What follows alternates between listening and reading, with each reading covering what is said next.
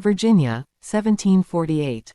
The wilderness stretched endlessly beyond the horizon, untamed, unforgiving, and full of promise. In the heart of this wild land rode a 17-year-old surveyor named George Washington, his boots caked with mud, his heart burning with purpose. Born into modest means, George was no aristocrat. He watched from the shadows as the great families of Virginia flaunted their power. But even then, his gaze was different, sharper, searching. He wasn't chasing wealth or comfort. He was chasing destiny. Days bled into nights as he mapped the raw frontier, his quill scratching against parchment under the flicker of a campfire. The forests whispered of danger, wolves, storms, and worse. But what Washington feared most was failure.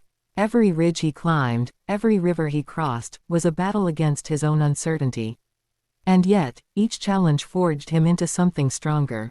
By his early 20s, his name carried weight. A young man of honor, precision, leadership. But destiny wasn't done testing him. The year was 1753. The British Empire trembled on the edge of war with France. The Ohio Valley, a land of strategic power, was the spark that could ignite a global conflict. And it was George Washington who would be sent to deliver a message deep into hostile territory. Alone, through snow and danger, he crossed hundreds of miles to warn the French, "Leave this land, or face war." The mission nearly killed him. He braved freezing rivers, enemy gunfire, and the cold indifference of nature itself. But he returned, alive, resolute, and now, a man of legend. The boy who had once dreamed by candlelight was now shaping the fate of nations.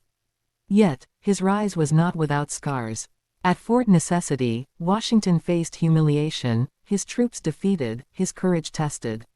The taste of failure was bitter, but it was fuel. He learned that leadership was not forged in victory, but in how one stood after defeat. When the French and Indian War erupted, Washington stood again, fearless, his coat pierced by bullets, his men inspired by his calm amid chaos. Soldiers whispered that Providence itself protected him. To them, he was more than a commander, he was destiny in motion.